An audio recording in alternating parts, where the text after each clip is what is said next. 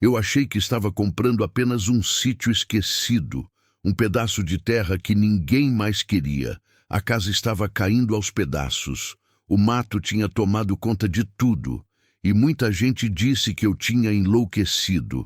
Mas o que ninguém sabia é que aquele lugar guardava um segredo capaz de mudar completamente a minha vida. E quando eu descobri, já era tarde demais para voltar atrás. Se você gosta dessas histórias reais e emocionantes, já se inscreve no canal para me dar uma força e comenta aí de qual cidade você está assistindo essa história. Eu aprendi cedo que chorar cansa mais do que trabalhar, que a garganta fecha, os olhos incham, e no dia seguinte o sol nasce do mesmo jeito, indiferente, e a vida cobra o que ela cobra sem pedir licença. Então, aprendi a engolir. Aprendi a deixar a dor descer devagar, como um caroço duro que a gente empurra com saliva e vontade, e finge que passou. Meu nome é Neide. Tenho 42 anos, 3 filhos vivos e uma conta no mundo que nunca fecha no zero. Quando o Valdecir morreu, há 6 anos, as pessoas da cidade disseram que eu era nova demais para tanto luto, que eu ia me reerguer, que ia aparecer outro homem, que Deus fecha uma porta e abre uma janela. Eu ouvia e não respondia. Aprendi também isso, que a maioria das coisas que as pessoas falam nos momentos difíceis é para elas mesmas, não para a gente. É uma forma delas se tranquilizarem de que o sofrimento alheio tem solução, que o mundo é justo, que ninguém fica para sempre no fundo. O Valdecir morreu de acidente de trabalho numa fazenda do interior que nem indenização pagou direito. O patrão mandou um envelope com dinheiro que não cobria nem o caixão. E quando eu fui reclamar, o filho do homem me atendeu na porteira e disse que já tinham feito mais do que eram obrigados. Eu olhei para ele sem dizer nada.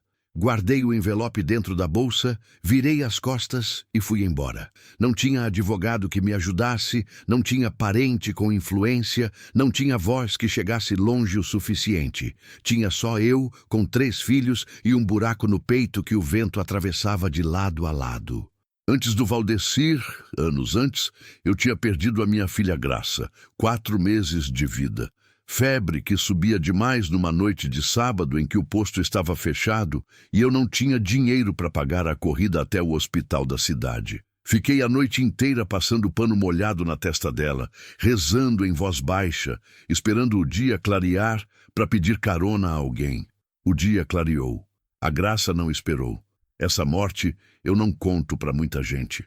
Ela fica guardada num lugar dentro de mim que não tem nome, que eu não visito quando posso evitar, porque quando eu visito, eu não consigo trabalhar no dia seguinte, e eu não posso me dar ao luxo de não trabalhar. Os 3 filhos que me restaram se chamam Erisvaldo, que tem 14 anos, Cida, que tem 11, e o pequeno Davi, que tinha 6 quando a gente chegou à casa abandonada. O Erisvaldo saiu parecido com o pai, os mesmos ombros que prometem ser largos, o mesmo jeito calado de observar o mundo antes de falar. A Cida é brava, tem um fogo no olho que eu reconheço porque foi meu também, antes de eu aprender a guardá-lo. O Davi é o que me quebra por dentro quando eu menos espero. Ele tem um jeito de me perguntar coisas com a cara voltada para cima, esperando resposta. Como se eu soubesse de tudo. Eu não sei de quase nada. Só sei resistir. Quando perdemos o barraco que alugávamos no fundo do terreno da dona Zulmira, o prazo foi de 15 dias. Ela vendeu o lote e o novo dono queria o espaço livre. Me avisou sem cerimônia, numa tarde de quarta-feira, enquanto estendia roupa no varal. Disse que sentia muito, que a situação não dependia dela, e voltou para dentro de casa antes que eu pudesse responder. Eu fiquei parada com a blusa molhada na mão, olhando para o quintal como se fosse a primeira vez que eu via aquele lugar. 15 dias. 3 filhos. Um salário de diarista que mal cobria a comida da semana. Procurei aluguel. O que eu podia pagar não existia em lugar nenhum da cidade. O que existia eu não podia pagar. Fui até a prefeitura, sentei numa fila que demorou a manhã inteira. Falei com um funcionário que me disse que o cadastro habitacional estava com mais de 200 famílias na espera e que eu precisava preencher um formulário que demorava até 3 meses para ser analisado. 3 meses. Eu tinha 15 dias. Foi o Erisvaldo quem soube da casa. Ouviu falar por um menino da escola, que ouviu do avô, que disse que lá no fim da estrada de terra, depois do açude seco, tinha uma propriedade que estava vazia há anos. O dono tinha morrido sem herdeiros diretos e o lugar estava simplesmente parado, esquecido, entregue ao mato e ao tempo. Fui ver sozinha, numa tarde, antes de falar para ele com a boca. Caminhei uns 40 minutos pela estrada de terra. O sol estava forte e o pó levantava a cada passo. Quando cheguei, fiquei parada na beirada do que tinha sido uma porteira. Os mourões ainda estavam fincados, mas a madeira tinha caído e apodrecido no chão. Olhei para frente. A casa era baixa, de tijolos escuros, telhado de barro com pelo menos 3 telhas faltando numa ponta. A vegetação tinha crescido por dentro do terreno e encostado nas paredes. Uma mangueira velha jogava sombra no lado esquerdo e os galhos tinham se abraçado com o beiral, como se a árvore tivesse tentado segurar a construção no lugar. Entrei devagar. O chão de cimento estava coberto de poeira acumulada, de folhas secas trazidas pelo vento pelas janelas sem vidro, de fezes de bicho espalhadas pelos cantos. Cheirava a mofo, a terra seca, a abandono. Havia 3 cômodos além da cozinha, um maior e 2 menores, e uma área nos fundos que tinha sido usada como banheiro com uma fossa que eu não me atrevia a examinar de perto. Fiquei ali uns 20 minutos, parada no meio do cômodo maior, olhando para o teto que tinha uma mancha escura num canto onde a chuva tinha entrado. Calculei mentalmente o que precisaria ser feito. A lista era longa, mas a casa estava de pé. As paredes estavam inteiras. Dava para varrer, dava para limpar, dava para tampar as frestas e improvisar enquanto o resto ia sendo resolvido. Voltei para a cidade com a decisão tomada antes de chegar. Não falei para o Erisvaldo que eu tinha ficado com medo.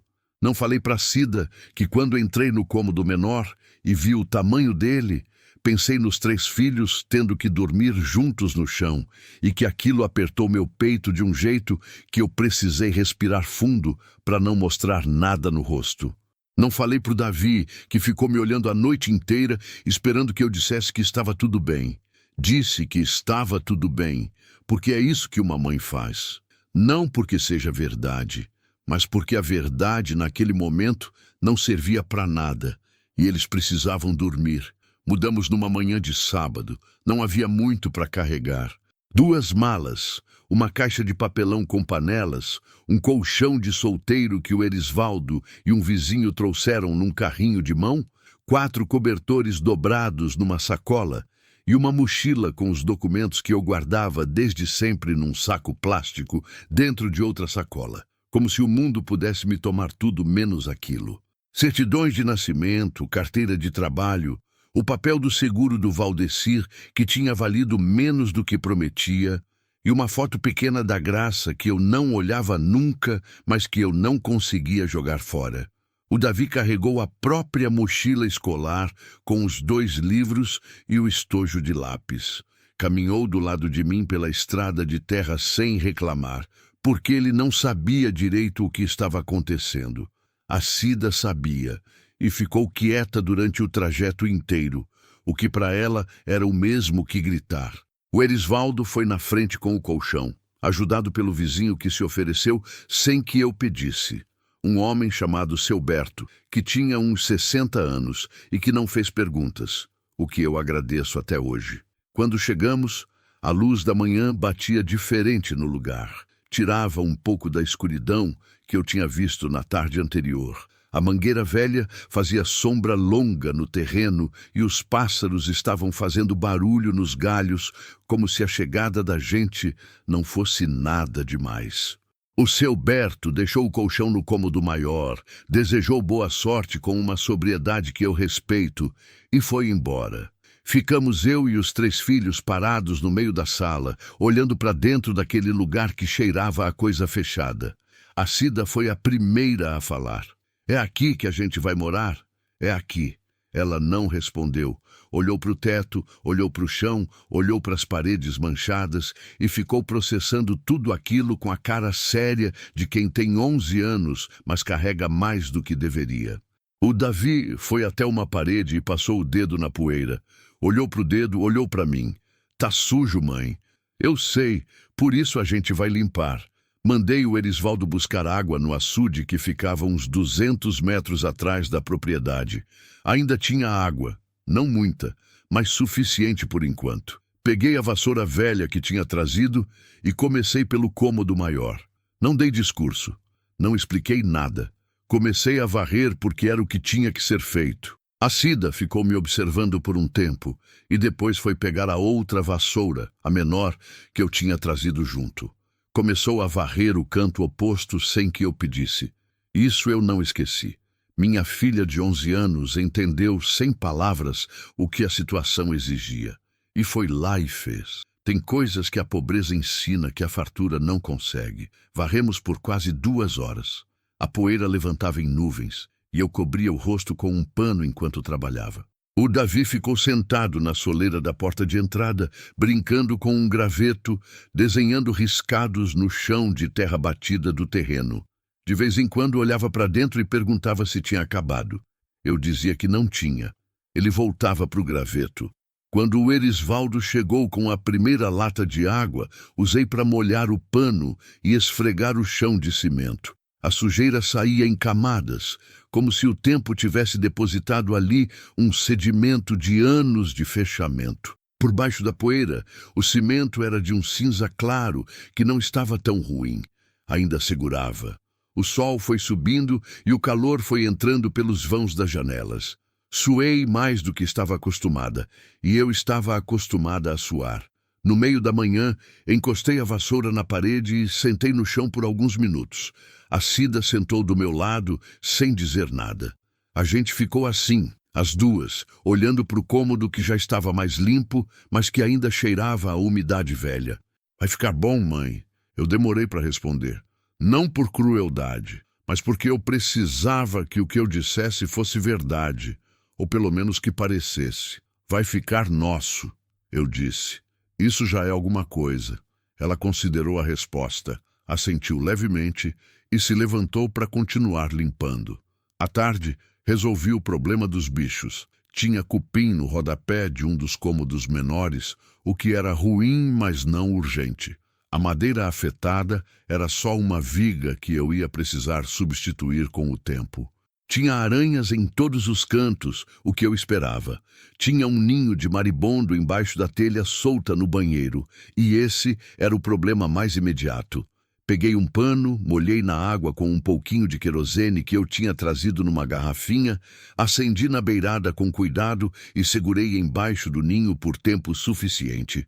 Os maribondos saíram em desespero. Eu me afastei, esperei, voltei. Derrubei o ninho com um pau comprido.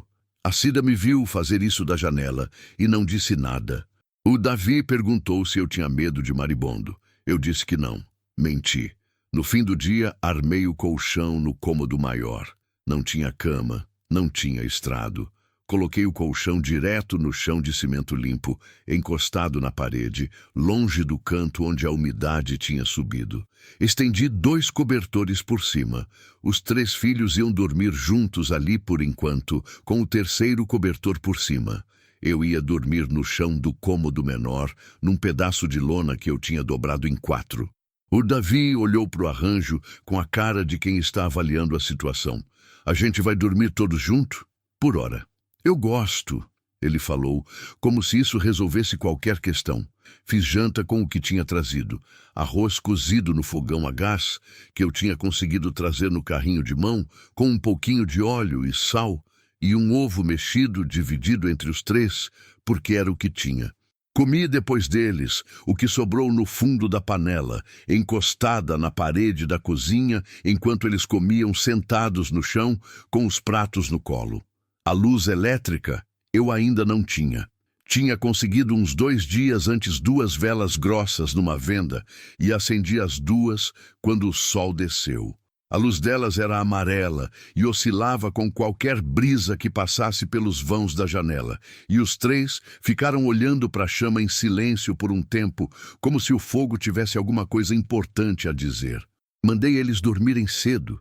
O Davi resistiu um pouco, ficou pedindo para ficar mais um tempinho, e eu disse que não havia mais tempinho. Ele ficou. Dormiu no meio dos dois mais velhos, enrolado no cobertor, com a respiração pesada de criança que cansou o corpo. Eu fiquei acordada sentada na soleira do cômodo maior, olhando para eles dormir à luz da vela que estava diminuindo.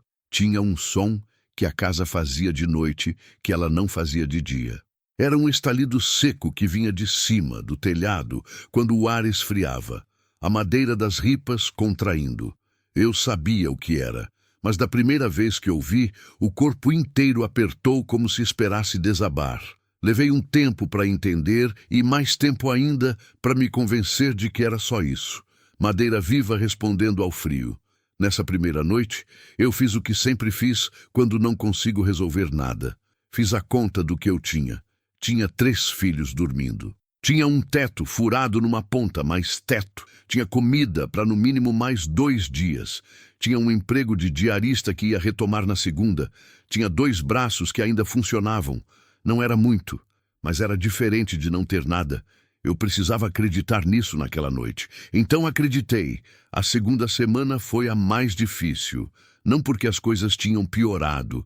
Tinham melhorado em alguns aspectos pequenos. O Erisvaldo tinha tampado a fresta maior do telhado com pedaços de telha que achou empilhados nos fundos do terreno, debaixo de uma lona podre. A Cida tinha organizado a cozinha do jeito dela, encaixando as panelas num canto, deixando o fogão numa posição que pegava a brisa da janela e não deixava a fumaça acumular dentro. O Davi tinha parado de perguntar quando a gente ia embora dali, o que eu interpretei como uma forma de aceitação que doeu mais do que as perguntas. Mas foi na segunda semana que o dinheiro acabou de verdade. Não de um jeito dramático, não de uma vez. Foi devagar, como sempre é. Primeiro acabou o arroz, depois o óleo, depois os ovos. Fui trabalhando de diarista na segunda e na quarta, mas uma das patroas cancelou na quarta porque tinha viagem marcada e esqueceu de me avisar. Só soube quando cheguei na porta e a vizinha disse que a família tinha saído de manhã cedo. Perdi o dia e o dinheiro que ia com ele. Na quinta-feira, o que eu tinha para dar de jantar era farinha de mandioca com sal e água quente para cada um. Coloquei os pratos na frente deles sem explicar. O Davi olhou para o prato, olhou para mim e comeu sem falar. A Cida também comeu em silêncio. Mas eu vi que ela deixou um pouco no prato e disse que estava cheia, e eu sabia que ela não estava cheia. Ela estava deixando para mim. Eu disse que não queria, que tinha comido antes. Menti de novo. O Erisvaldo ficou olhando para o prato por um tempo antes de levar a colher à boca. Quando terminou, levantou, lavou o prato e voltou para dentro sem dizer nada. Mas mais tarde, quando os outros já dormiam, ele apareceu na soleira onde eu estava sentada e ficou parado do meu lado. Amanhã eu consigo alguma coisa, ele disse. Você não vai faltar à aula. Mãe, você não vai faltar à aula, Erisvaldo. Ele ficou quieto por um momento, depois foi dormir. Mas no dia seguinte, quando voltou da escola, trouxe uma sacola com meio quilo de feijão, uma lata de sardinha e um pacote de bolacha. Perguntei de onde tinha vindo. Ele disse que o seu Berto tinha mandado. Não perguntei mais nada, porque eu sabia que se perguntasse de verdade, a resposta podia ser outra, e eu não estava em condição de recusar comida naquela noite. Cozinhei o feijão com o que restava de tempero e coloquei a sardinha por cima. Foi a refeição mais completa da semana. O Davi pediu mais 2 vezes. Nessa noite fiquei acordada mais tempo do que de costume. Não era exatamente pensamento. Era uma espécie de peso que assentava no peito quando o silêncio ficava completo. Eu conhecia aquela sensação desde antes do Valdecir morrer. Ela aparecia nas noites em que eu sabia que no dia seguinte não tinha solução clara, só a obrigação de continuar de qualquer jeito. Na manhã seguinte, cedo, antes dos filhos acordarem, fui até a parte dos fundos do terreno que eu ainda não tinha explorado direito. Tinha vegetação fechada, bastante mato, mas embaixo do mato tinha terra. Boa terra, escura, com umidade guardada mesmo no tempo seco. Do lado da mangueira velha, alguém tinha feito há muito tempo um canteiro. Os tijolos que o demarcavam ainda estavam no lugar, cobertos de mato. Ajoelhei no chão e fui arrancando o mato com as mãos, tira por tira, até ver a extensão do que tinha ali. Eram uns 4 metros de canteiro, talvez mais. Eu não sabia tudo sobre roça, mas sabia o suficiente. Cresci no interior de Goiás, filha de pai que plantava feijão e milho na beira do quintal todo ano. Vi minha mãe plantar couve, cebolinha, jiló, quiabo, rabanete, em qualquer espaço de terra que ela encontrasse. Nunca aprendi de forma ensinada. Aprendi de olhar, de ajudar, de enfiar a mão na terra porque era o que se fazia. Passei a manhã limpando o canteiro. Usava o cabo de uma enxada velha que tinha achado num canto da área dos fundos. Enferrujada, mas ainda funcional. Arrancava o mato pela raiz quando dava, cortava pela base quando não dava e ia empilhando tudo num canto. O sol foi subindo e o suor foi descendo, e eu continuei porque o serviço tinha começo, meio e fim, e eu precisava muito de uma coisa que tivesse fim naquele dia. A Cida apareceu por volta das 9. "O que a senhora está fazendo?" "Canteiro." Ela ficou me observando por um tempo, com os braços cruzados, avaliando a situação com aquele jeito dela, que parecia mais velho do que 11 anos. "Para plantar o quê?" "O que a gente conseguir. Tempero primeiro. Cebolinha, coentro. Brota rápido. Depois verdura, depois o que der. A gente tem semente?" Não tínhamos. Era o próximo problema. Fui à tarde até a venda do seu Ailton, que ficava uns 2 quilômetros pela estrada. Não tinha dinheiro para comprar semente, mas o seu Ailton era um homem velho que vendia de tudo e que conhecia meio mundo daquela região. Expliquei o que eu precisava. Ele me ouviu sentado atrás do balcão, com calma de quem tem tempo, e depois abriu uma gaveta embaixo do caixa e tirou um envelope amassado. "Semente de coentro", ele disse. "Sobrou de uma encomenda, tá aqui parado." "Quanto o senhor quer?" "Nada, não. Tô te dando." Eu olhei para ele. Não gosto de receber sem poder devolver, nunca gostei. Mas eu também aprendi que recusar ajuda quando a situação é real é um luxo que só quem não precisa pode ter. "Eu anoto", eu disse. "Quando eu puder, eu trago o valor." "Anota onde você quiser", ele respondeu e voltou a olhar para o jornal que estava lendo. Saí com o envelope no bolso e mais 2 coisas que ele simplesmente colocou no balcão enquanto eu me despedia. Um maço de cebolinha que alguém tinha deixado e não buscado, e um punhado de semente de alface num saquinho fechado com elástico.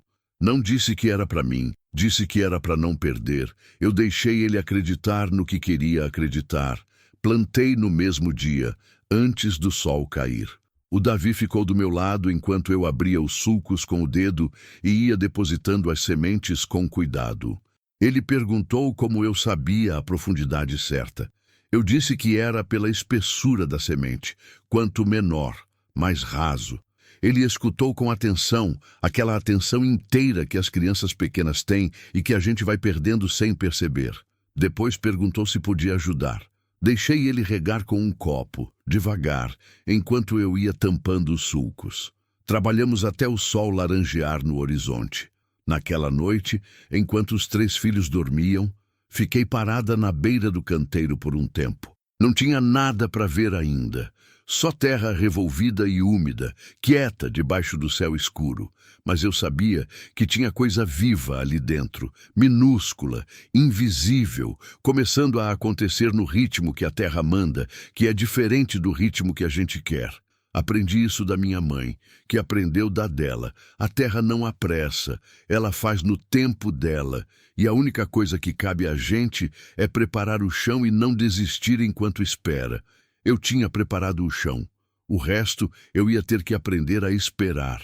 A vizinha mais próxima se chamava Dona Perpétua. Morava numa casa de alvenaria a uns 300 metros da nossa. do outro lado de um cercado de arame que dividia os terrenos. Era uma mulher de uns 60 e poucos anos, seca de corpo, cabelo branco preso num coque, que eu via de longe toda manhã, regando as plantas no quintal dela com uma lata d'água que ela segurava com os 2 braços, como se a lata pesasse mais do que ela. Nos primeiros dias, a gente se cumprimentava de longe. Ela levantava a mão, eu levantava a mão, e cada uma voltava para o que estava fazendo. Eu preferia assim, não porque eu fosse grosseira. Sou reservada, que é diferente. Preferia estabelecer o que eu era naquele lugar antes de deixar alguém me examinar de perto. Mas a Dona Perpétua não era o tipo de pessoa que espera convite. Na terceira semana, ela apareceu na porteira do terreno com uma panela tampada nas mãos. Bateu palma, chamou, e quando eu vim até ela, ela simplesmente estendeu a panela na minha direção. Fiz caldo de galinha demais, não vou dar conta. Eu olhei para a panela. Cheirava bem, aquele cheiro fundo de cozido, com tempero que a gente sente com o corpo inteiro quando está com fome. A senhora não precisava. Não precisei, não. Quis. São coisas diferentes. Peguei a panela. Ela ficou parada do outro lado do arame, as mãos agora livres, olhando para o terreno com um interesse que eu reconheci. Era o olhar de quem está avaliando, não por malícia, mas por hábito de quem viveu muito e aprendeu a ler lugares. "O canteiro você fez sozinha?" Ela perguntou, olhando para os fundos. "Fiz. Boa terra ali. O finado Geraldo plantava muito nesse terreno. Fazia a horta que abastecia a família dele inteira. Era a primeira vez que eu ouvia o nome de quem tinha morado ali. Geraldo. Um nome concreto para um lugar que até então era só ausência. "O senhor morreu há quanto tempo?" perguntei. "Uns 4 anos. Sozinho, coitado. Os filhos foram embora cedo e não voltaram mais. Ele ficou aqui até o fim." Ela parou um instante. "Não é uma história incomum por aqui." Não respondi porque não tinha o que responder. Ela se despediu com aquela sobriedade de mulher velha que não gosta de alongar o que já foi dito. E foi de volta para a casa dela com a lata vazia na mão. Aquela noite, o caldo da galinha da Dona Perpétua foi o jantar dos 3 filhos. Eu comi o que sobrou na panela depois, de pé na cozinha, com uma colher de pau, sem prato. Foi bom. Faz tempo que eu não lembro de uma comida que fosse simplesmente boa, sem misturar o sabor com o cansaço de quem preparou ou com a preocupação do que ia ter no dia seguinte. Mas o problema com a bondade dos outros é que ela chama a atenção. Pelos dias seguintes, eu percebi que a minha situação tinha começado a circular. Não de um jeito malicioso, pelo menos não todo mundo, mas o interior tem esse funcionamento que a gente sabe e aprende a respeitar e a temer ao mesmo tempo. As notícias andam mais rápido do que as pessoas. E uma viúva com 3 filhos se instalando numa propriedade abandonada é notícia. Soube que tinham falado de mim na venda do seu Ailton. Soube porque o Erisvaldo ouviu e me contou sem rodeios, do jeito direto que ele tem de passar informação ruim. Falaram que a senhora está ocupando terra de herdeiro. Que herdeiro? O homem morreu sem filho que ficou. É o que dizem, mas tem gente dizendo que tem um sobrinho em Goiânia que é dono dessa propriedade. Sentei com isso por um tempo. Era o tipo de problema que eu sabia que ia aparecer mais cedo ou mais tarde, mas que eu tinha preferido não antecipar porque antecipar o que não tem solução imediata só consome energia que eu não tinha sobrando. No dia seguinte, fui ao cartório da cidade. Fila, espera, formulário, mais espera. Quando fui atendida, expliquei o que eu precisava, saber a situação registral da propriedade onde eu estava morando. A moça que me atendeu foi gentil, verificou no sistema e me disse que a propriedade constava no nome de Geraldo Souza Meireles, falecido, e que não havia registro de transferência ou inventário em aberto no município. Isso não significava que não existia herdeiro. Significava que, se existia, ainda não tinha se movimentado legalmente. Voltei para casa com essa informação guardada. Não era segurança, mas era clareza, e clareza eu sempre prefiro à ignorância confortável. A Dona Perpétua ficou sabendo que eu tinha ido ao cartório. provavelmente pelo mesmo caminho que todas as notícias dali chegavam, e apareceu na porteira 2 dias depois com uma expressão que eu ainda não tinha visto nela.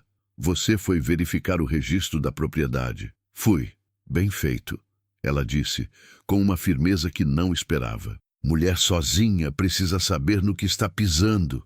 Ela ficou em silêncio por um momento, olhando para o canteiro lá nos fundos, que já mostrava os primeiros fios verdes de coentro saindo da terra. O Geraldo não tinha sobrinho que prestasse, ela disse. Tinha um, sim, lá em Goiânia, mas o homem não pôs os pés aqui enquanto o Geraldo era vivo e estava doente. Se aparecer agora por causa de terra, é porque alguém foi contar. Fique de olho. Fico. Ela assentiu e foi embora. Fiquei pensando no que ela tinha dito enquanto capinava o canteiro naquela tarde. Não era a ameaça do sobrinho que me pesava, era a consciência de que a minha situação era precária por natureza, que eu não tinha papel que me desse direito àquele lugar, que era a necessidade que me tinha colocado ali e não a lei. Isso eu sabia desde o começo, mas saber não impede o desconforto de sentir. O que eu tinha era o fato de estar ali, de estar trabalhando aquela terra, de estar cuidando daquilo que por 4 anos não tinha tido cuidado de ninguém. Numa tarde, quando eu voltava da cidade depois de um dia de diária, encontrei uma mulher parada na entrada do terreno. Uns 40 anos, roupa de cidade, sandália que não era de quem anda em estrada de terra. Ela me olhou com uma expressão que eu reconheci antes que ela abrisse a boca. Era o olhar de quem veio confirmar o que já tinha decidido. A senhora é quem está morando aqui? Sou. Eu sou assistente social do CRAS municipal. Recebemos um comunicado sobre crianças morando em situação de vulnerabilidade nessa propriedade. Parei, respirei, não deixei o rosto mudar. As crianças estão bem, podem entrar e ver. Ela entrou. Andou pelos cômodos com aquele andar profissional de quem está catalogando, olhando para o teto, para o chão, para as paredes. Os filhos não estavam. Erisvaldo e Cida estavam na escola. O Davi tinha ficado com a dona Perpétua naquela tarde porque eu não queria que ele ficasse sozinho. A mulher fez perguntas que eu respondi uma por uma, sem esconder nada e sem entregar mais do que ela perguntava. Escola. Todos matriculados. Alimentação garantida. Condições da habitação em processo de melhoria. Ela anotou tudo num formulário. Antes de ir embora, ficou parada na porta com a caneta ainda na mão. A senhora tem alguma documentação sobre a ocupação desse imóvel? Não tenho documento de posse. A propriedade está em nome do falecido anterior e sem inventário. Estou aqui por necessidade e estou cuidando do lugar. Ela me olhou por um segundo, mais do que o necessário. Não era julgamento, era algo mais próximo de reconhecimento, e isso me pegou desprevenida. Vou registrar a situação como estável, ela disse. Mas a senhora deveria procurar uma defensoria pública. Existe amparo legal para situações como essa. Não é simples, mas existe. Ela foi embora pela estrada de terra com a sandália errada para o lugar. Eu fiquei parada na entrada do terreno, assistindo até sumir na curva. Defensoria Pública. Eu tinha ouvido falar, vagamente, do mesmo jeito que se ouve falar de coisas que parecem destinadas a outras pessoas. Pessoas que sabem como chegar, que sabem o que pedir, que sabem se movimentar dentro de um sistema que não foi construído pensando nelas. Entrei em casa, fiz o jantar, esperei os filhos chegarem. Mas a palavra ficou. Ficou do jeito que ficam as coisas que a gente não sabe ainda o que vai fazer com elas, guardada num canto, esperando o momento em que a gente vai precisar e vai saber onde buscar. O coentro nasceu numa terça-feira de manhã. Eu vi antes de qualquer um, porque acordo antes de qualquer um. Saí descalça pelos fundos, enquanto o céu ainda estava naquele azul escuro de antes do sol. E lá estavam eles, fios minúsculos, quase transparentes, curvados sob o peso da própria delicadeza, saindo da terra em fila irregular, como quem pede licença para existir. Fiquei agachada na beira do canteiro por um tempo sem tocar, só olhando. Havia umidade ainda no chão da madrugada, e o cheiro da terra revirada subia com uma força que me lembrou de algo que não sei nomear. Infância, talvez, ou alguma versão de mim que existiu antes de tanto cansaço. Não chamei os filhos. Deixei aquilo ser meu por alguns minutos. Depois de um tempo me levantei, entrei e comecei o dia. Mas alguma coisa tinha mudado. Não de forma dramática. Nada na minha vida muda de forma dramática, só de forma lenta, acumulada, quase imperceptível, até que de repente a gente olha para trás e vê a distância que percorreu. O que tinha mudado era uma espécie de prova. A terra tinha aceitado o que eu tinha plantado. Tinha trabalhado enquanto eu dormia, sem que eu soubesse, sem que eu pudesse controlar, e tinha devolvido vida de onde eu tinha colocado semente. Isso pode parecer simples. Para mim não era. A cebolinha veio dias depois. A alface foi mais lenta, mas veio. Comecei a acordar mais cedo ainda, antes da claridade, para ficar um tempo com o canteiro antes de o dia me pedir outras coisas. Retirava o mato que tentava voltar pelas bordas, afofava a terra com cuidado para não machucar as raízes, regava no limite certo. Pouco demais seca, muito demais apodrece, e essa medida a gente só aprende errando algumas vezes. Aprendi errando. Perdi uma parte da alface numa semana em que fui generosa demais com a água, porque tinha chovido e eu não precisava regar, mas reguei por hábito. Não reclamei, replantei. O Davi virou meu ajudante oficial sem que eu declarasse o cargo. Aparecia sempre que eu estava no canteiro, ficava do meu lado, fazia perguntas que às vezes eu sabia responder e às vezes precisava inventar uma resposta plausível enquanto eu mesma descobria. Ele tinha uma forma de estar presente que não atrapalhava. Ficava quieto quando eu ficava quieta, falava quando eu abria espaço. Ainda não sei se isso é feitio dele ou se é coisa que a situação ensinou. Com 7 anos, já era difícil saber o que era caráter e o que era circunstância. A Cida continuou sendo a que mais me preocupava e a que menos me dava trabalho, que é uma combinação estranha, mas verdadeira. Ela fazia as tarefas, ajudava no que eu pedia, não reclamava em voz alta. Mas às vezes eu a via sentada na soleira do cômodo menor com um caderno no colo, escrevendo alguma coisa que ela fechava quando eu me aproximava. Não perguntei o que era. Todo mundo tem direito a um lugar que é só seu, mesmo que esse lugar seja só algumas páginas num caderno. O Erisvaldo era o que me custava mais dormir. Ele tinha 14 anos e ombros que iam ficando mais largos toda semana, e uma expressão que eu conhecia de dentro para fora, porque era a expressão do Valdecir quando ele estava carregando alguma coisa sem querer mostrar. O Erisvaldo saía cedo, voltava da escola, ajudava no que era preciso e de vez em quando desaparecia por algumas horas sem avisar aonde ia. Quando voltava, não explicava, e eu não perguntava, porque sabia que a resposta dependia de uma conversa que os dois precisávamos ter do jeito certo, e eu ainda não tinha encontrado o jeito certo. Até a noite em que ele chegou com um pequeno maço de dinheiro e pôs na minha mão sem cerimônia. Eram notas amassadas, de valores misturados. Não era muito, mas era dinheiro real, concreto, que alguém tinha pagado por algum trabalho. Onde você conseguiu isso?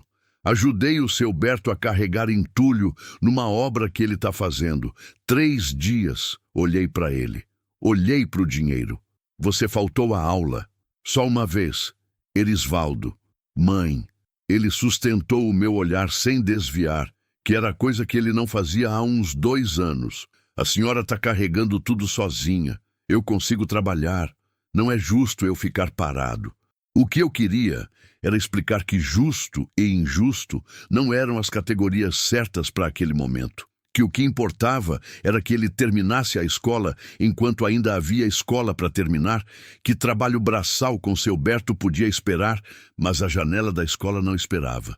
Mas eu via na postura dele, nos ombros levantados, nos punhos levemente fechados ao lado do corpo, que não era argumento que ele precisava.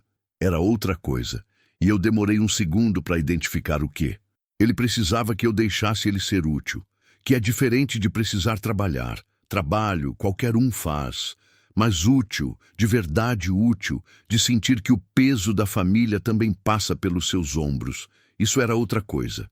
E eu entendi naquele segundo que negar isso a ele era uma forma de diminuir o que ele era se tornando. Peguei o dinheiro, guardei no bolso. Obrigada, eu disse. Ele não esperava isso. Vi pelo relaxamento nos ombros, rápido, involuntário.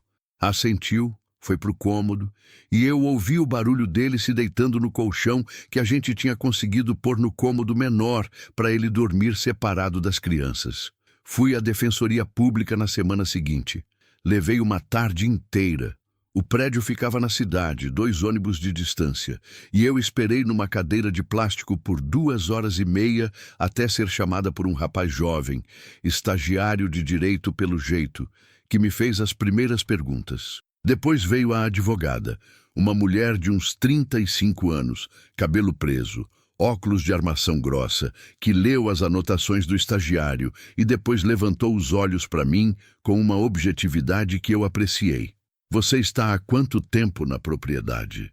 Pouco mais de 2 meses. Tem feito melhorias documentáveis? Tenho. Limpeza, canteiro, tampei parte do telhado. Não tenho foto, mas posso conseguir. Consiga. Foto com data. Quanto mais, melhor. Ela fez mais anotações. O imóvel está em nome do falecido sem inventário. Isso significa que formalmente não existe herdeiro reconhecido pela justiça nesse momento. Se houver um sobrinho em Goiânia, ele precisaria abrir inventário para ter título sobre o bem. Isso leva tempo e custa dinheiro. E enquanto isso, existe o Instituto da Usucapião. Você não pode reivindicar ainda. O tempo mínimo é de 2 anos de posse contínua, mansa e pacífica, para casos de moradia com família. Mas o que você pode fazer agora é documentar tudo. Cada melhoria, cada mês que passa, cada testemunha que possa confirmar que você está ali, cuidando, morando. Se o sobrinho aparecer antes do prazo, a defensoria pode atuar na sua defesa. Eu ouvi tudo com cuidado. Pedi para ela repetir a parte do prazo. 2 anos. Eu tinha 2 meses. Havia um longo caminho entre um e outro. Tem alguma possibilidade de eu perder a casa antes disso? Ela foi honesta, que eu prefiro a gentileza imprecisa. Tem. Se o sobrinho aparecer com advogado e iniciar reintegração de posse, o processo pode ser rápido, dependendo do juiz. Por isso, o registro é importante. Quanto mais você puder demonstrar que a propriedade estava abandonada e que você a recuperou por necessidade real, mais elementos a gente tem. Voltei para casa nos 2 ônibus, com aquelas informações assentando devagar enquanto a paisagem passava pela janela. Não era segurança o que a advogada tinha me dado. Era instrumento. Era a diferença entre estar numa situação vulnerável sem saber e estar numa situação vulnerável sabendo o que fazer com ela. Pedi emprestado o celular da Cida, um aparelho velho que tinha sido doado pela escola para o uso dos alunos, e passei o fim de semana fotografando tudo. O canteiro com as mudas crescidas, o telhado tampado, os cômodos limpos, a porteira reconstruída que o Erisvaldo tinha feito com mourões novos que o seu Berto tinha dado. Fotografei as paredes, o chão, a cozinha organizada, a área dos fundos capinada. Fotografei com data visível, quando o celular permitia. A dona Perpétua se ofereceu para ser testemunha sem que eu pedisse. Apareceu na porteira numa manhã e disse que tinha ouvido pelo caminho que as coisas sempre chegam naquele lugar, que eu tinha procurado a defensoria. Se precisar de alguém que diga que você está aqui trabalhando essa terra desde o começo, pode me colocar. Olhei para ela por um segundo mais do que o educado. A senhora não me conhece faz tanto tempo assim? Conheço o suficiente, ela disse.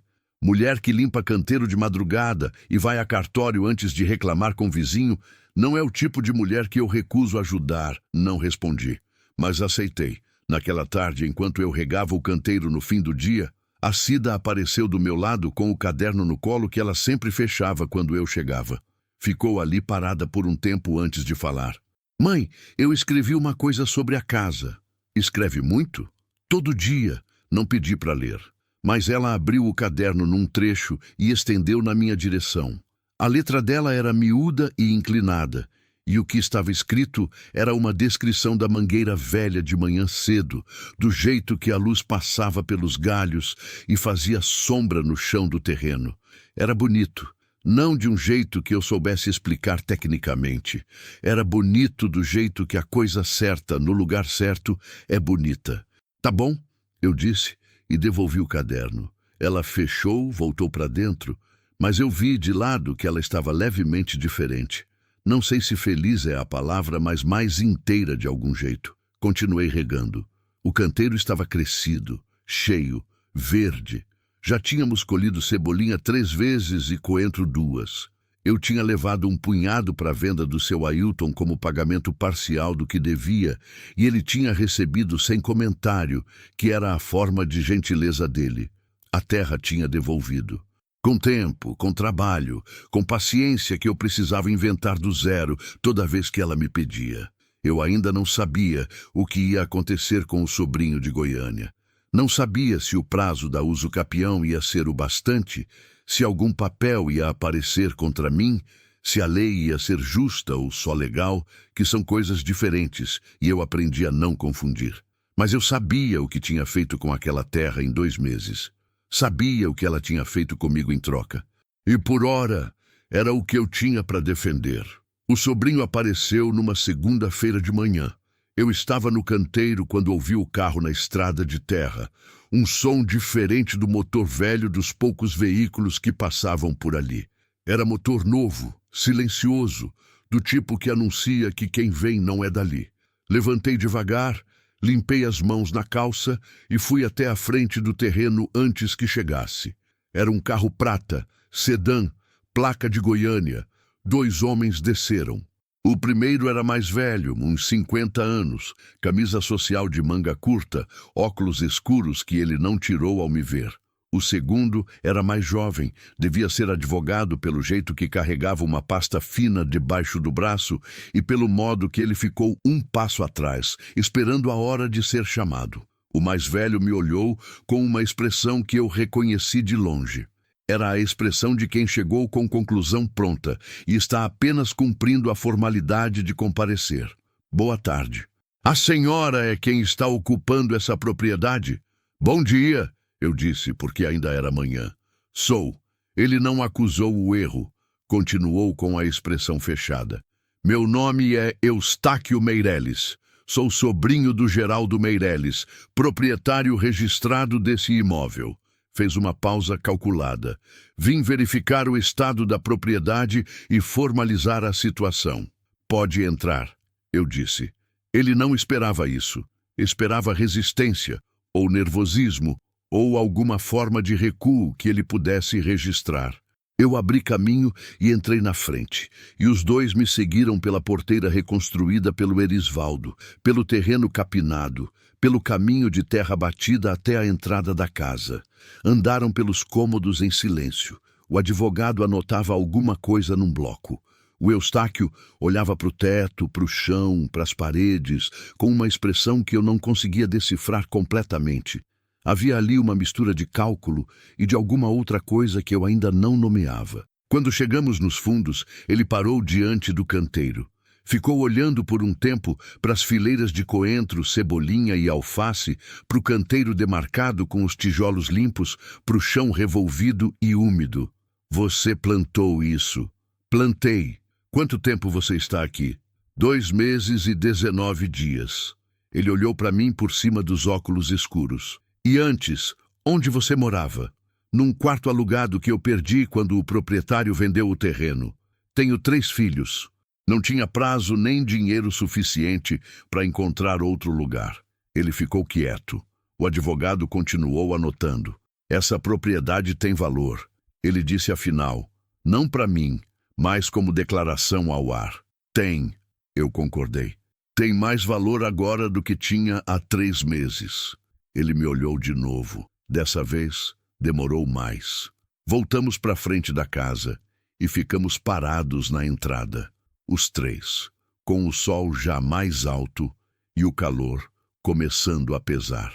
O advogado abriu a pasta e tirou um papel que estendeu na minha direção. Eu peguei, li devagar. Era uma notificação de reintegração de posse com prazo de 15 dias para desocupação voluntária. Eu li até o fim. Dobrei com cuidado. Guardei no bolso da calça. Eu tenho assessoria jurídica, eu disse. Vou encaminhar isso para a Defensoria Pública ainda hoje. O advogado olhou para o patrão. O Eustáquio ficou com a expressão parada por um segundo que durou mais do que os outros. A senhora tem filhos pequenos aqui, ele disse. O tom tinha mudado levemente, o que eu notei, mas não interpretei ainda. Tenho. O menor tem 7 anos. Silêncio. Ele tirou os óculos escuros pela primeira vez. Tinha olhos cansados, do tipo que carrega alguma coisa há tempo suficiente para deixar marca. Olhou para o terreno, olhou para casa, olhou para mim. Meu tio morou aqui 40 anos, ele disse, e agora o tom era diferente do que tinha chegado. Eu vim aqui 2 vezes em 40 anos. Uma quando criança e uma quando ele estava no hospital, perto do fim. Parou. Não vim ao enterro, não disse nada. Não era meu lugar. Vim agora por causa de um advogado que me ligou dizendo que tinha invasão e que eu ia perder o imóvel se não agisse. Ele olhou para o canteiro lá nos fundos. Não esperava encontrar isso. O que o senhor esperava encontrar? Ele considerou a pergunta com honestidade. Bagunça, ele disse. Descuido. Alguém usando o lugar como se não fosse de ninguém. É de alguém, eu disse. Era do seu tio e agora está numa situação legal indefinida, mas não estava sendo usado como se não fosse de ninguém. Estava sendo cuidado. O advogado fechou o bloco. Havia algum desconforto no jeito dele estar parado ali que me disse que ele sabia que o rumo da conversa tinha saído do script que tinham preparado no carro. O Eustáquio ficou olhando para o canteiro por um longo momento. Depois olhou para casa. Depois para mim. Eu preciso pensar, ele disse, simplesmente. O senhor sabe onde eu estou, respondi. Eles foram embora pelo caminho de terra com o carro silencioso, levantando poeira fina na estrada. Eu fiquei parada na porteira até o carro sumir na curva, com a notificação dobrada no bolso da calça e o coração batendo num ritmo que eu controlava por força de hábito. A dona Perpétua apareceu do lado do arame uns 10 minutos depois, como se tivesse esperado a hora certa. Eu vi o carro, ela disse apenas. Era ele. Como foi? Não sei ainda. Ela assentiu que era a resposta certa para uma situação que ainda não tinha resposta. Fui à defensoria naquela mesma tarde. A advogada recebeu a notificação, leu, ficou quieta por um momento e depois disse que eles tinham prazo e ela tinha argumento e que eu devia continuar fazendo o que estava fazendo. Documentar, fotografar, cuidar do lugar e deixar o processo legal seguir o caminho dele. Disse que 15 dias era prazo padrão e que o início de um processo de reintegração de posse era diferente do fim, que havia etapas e que a presença de crianças e a demonstração de moradia real eram fatores que o juiz ia considerar. Voltei nos 2 ônibus assistindo à paisagem que eu já conhecia de cor. Naquela noite contei para os filhos o que tinha acontecido. Não com dramatismo, não com choro preso na voz. Contei como se fosse informação, porque era. O Erisvaldo ficou quieto e tenso, com aquela postura fechada que era a dele quando alguma coisa ameaçava o que ele considerava seu. A Cida perguntou o que acontecia se a gente perdesse. Eu disse que a gente ia resolver do jeito que sempre resolveu. O Davi perguntou se o homem era mau. Eu disse que não sabia, que às vezes as pessoas fazem coisas complicadas, sem serem simples de um jeito ou de outro. Foram dormir. Eu fiquei acordada na soleira do cômodo maior, com os joelhos para cima e as mãos abertas no colo, olhando para o quintal no escuro. Não orei. Não sou do tipo que ora pedindo resultado. Ore demais pedindo coisa concreta. E a vida ensina que Deus não funciona assim, ou pelo menos não assim. Mas fiquei em silêncio por um tempo longo, deixando a noite fazer o que ela faz, que é colocar as coisas no tamanho real delas, depois que o dia infla tudo. O tamanho real era o seguinte: eu tinha vivido coisas piores do que uma notificação. Eu tinha enterrado marido e filha, tinha ficado sem casa e encontrado outra, tinha plantado onde havia abandono e colhido onde havia dúvida. Não por milagre, por trabalho, por teimosia, por aquela coisa que as pessoas de fora chamam de coragem, mas que por dentro não tem nome bonito nenhum. É só o movimento de continuar quando parar seria mais fácil. 15 dias se passaram.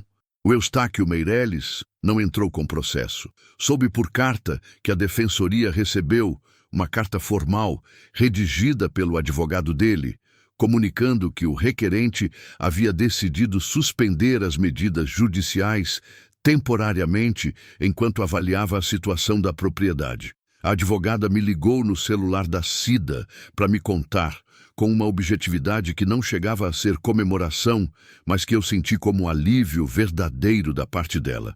Isso não resolve, ela disse logo em seguida, porque era honesta.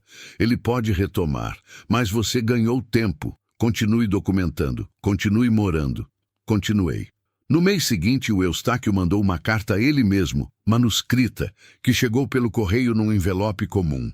Eu li 2 vezes na mesa da cozinha antes de guardar. Ele dizia que tinha conversado com um irmão que morava no interior de Minas e que os dois tinham decidido que não tinham interesse imediato em mover o imóvel, que a propriedade estava em melhor estado do que fazia anos e que iam aguardar a situação legal se consolidar antes de tomar qualquer decisão. Não prometia nada, não assinava nenhuma concessão formal. Mas dizia, numa frase perto do fim que eu li mais vezes do que as outras, que o tio dele teria ficado satisfeito em saber que tinha gente cuidando da terra dele. Não sei se era verdade. Não conhecia o Geraldo. Mas guardei a carta junto com os documentos no saco plástico dentro da sacola, porque era o único arquivo que eu tinha e aquilo pertencia a ele. O ano foi virando com a casa diferente do que era. Não diferente de um jeito que aparece em foto. As paredes continuavam com manchas, o telhado ainda tinha pedaços provisórios, o piso era o mesmo cimento cinza de sempre. Mas havia vasos que a Cida tinha feito com latas velhas e plantado manjericão e hortelã na janela da cozinha. Havia uma cortina de tecido estampado que a dona Perpétua tinha dado, pendurada na entrada do cômodo maior onde os menores dormiam. Havia um banco de madeira que o Erisvaldo tinha pregado com tábua e prego no lado de fora da porta, onde a gente sentava no fim da tarde quando o calor baixava. Havia marcas de nós por todo lugar, e marcas de nós num lugar são a única forma real de pertencimento que conheço. Numa tarde de sábado, eu estava sentada no banco com o Davi do lado, quando ele olhou para o canteiro cheio e depois olhou para mim. Mãe, a gente vai ficar aqui? Respirei fundo. O céu estava daquele cor de entardecer que o cerrado faz, laranja e roxo misturados, que dura pouco tempo, mas enquanto dura, é a coisa mais bonita que a natureza tem para oferecer por aqui. Por enquanto, sim, eu disse. E depois? Depois a gente resolve o depois. Ele considerou isso com seriedade de criança que pesa as palavras. Tá bom, ele disse, e voltou a olhar para o canteiro. Eu fiquei olhando para o céu. Não tenho certeza de muita coisa. Nunca tive e aprendi que fingir certeza cansa mais do que a dúvida no fim das contas. Não sei o que o Eustáquio vai decidir daqui a 2 anos. Não sei se a lei vai estar do meu lado quando a conta chegar. Não sei se o canteiro vai continuar crescendo ou se vai ter seca que derrube tudo antes do tempo. Mas sei o que eu sei. Sei que essa casa estava caindo quando cheguei e está de pé agora. Sei que meus filhos dormem com um teto sobre a cabeça e comem com o que saiu dessa terra e do trabalho dessas mãos. Sei que a Cida escreve num caderno que ela não me mostra e que isso é bom. Sei que o Erisvaldo está aprendendo que pode ser útil sem sacrificar o que ainda precisa aprender. Sei que o Davi vai fazer 8 anos no mês que vem e que eu vou fazer um bolo com o que tiver, porque ele merece bolo e eu mereço um dia em que a gente come bolo. Sei que a dona Perpétua vai aparecer na porteira com alguma coisa nas mãos, como faz sempre, fingindo que sobrou, e que eu vou aceitar e um dia vou poder devolver em proporção, porque esse dia vai chegar, Sei que a graça teria 4 anos a mais do que quando foi, e que às vezes eu faço essa conta sem querer, e que isso dói de um jeito que não tem remédio e nunca vai ter. Sei que o Valdecir está enterrado num cemitério que fica longe daqui, e que eu ainda não fui visitar a pedra, porque não tenho como ir, e porque não sei se estou pronta, e porque às vezes as duas coisas se confundem de um jeito que fica difícil separar. Sei que eu sou uma mulher que perdeu muito e que ainda está aqui, o que não é pouca coisa, mesmo quando parece. Não me vejo como alguém que venceu. Não gosto dessa palavra quando usada assim, como se a vida fosse batalha com começo, meio e fim declarado. A vida não tem fim declarado enquanto a gente está nela. Tem só o que aconteceu, o que está acontecendo agora e o que a gente vai ter que encarar quando vier. O que aconteceu eu já sei. O que está acontecendo agora eu estou dentro, de olho aberto. O que vai vir eu não sei, mas já aprendi a não ter medo do que não sei. Já aprendi que o que a gente não sabe é só o lugar onde o próximo trabalho vai acontecer. E eu sei trabalhar. Sempre soube.